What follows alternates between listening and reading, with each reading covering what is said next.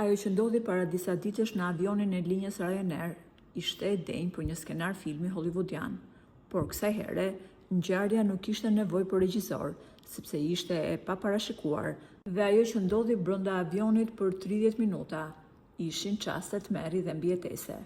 Mediat serbe i kanë dhënë një hong këtij lajmi, sepse çuditërisht për to, në këtë rast ka qenë një shqiptar, ai që i ka shpëtuar jetën një shtetasi serb. Avioni kishte rreth 10 minuta që ishte ngritur në fluturim, kur një tej motorit të djathtë shkaktoi një seri ngjarjesh dhe bëri cop xhamin e dritares pranë sediles së pasagjerit, i cili ishte një shtetas serb bashkë me bashkëshortën e tij, e cila më pas tregoi: "Kur xhami u thye, gjysma e trupit të burrit tim doli jashtë avionit, e mbajta fort dhe po tentoja ta fusja brenda, por presioni i ajrit ishte shumë i fortë dhe trupi i tij përfundoi jashtë deri te pjesa e krahërorit. Në këtë moment pranë meje vi një burr i fuqishëm dhe duke sfiduar urdhrat e pilotit, që secili të qëndronte në vendin e tij pa lëvizur, erdhi dhe më ndihmoi ta fusja burrin brenda avionit.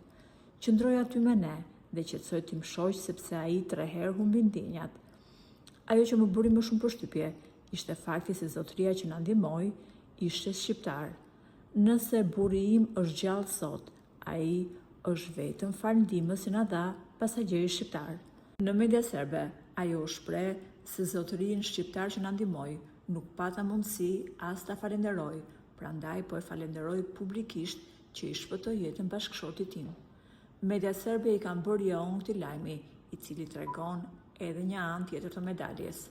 Shpesh politika përçan popujt, ndërsa shpirti human i njerëzve të thjeshtë shtrin dorën e ndihmës, pavarësisht kombësisë që ka personi të cilit i rrezikohet jeta.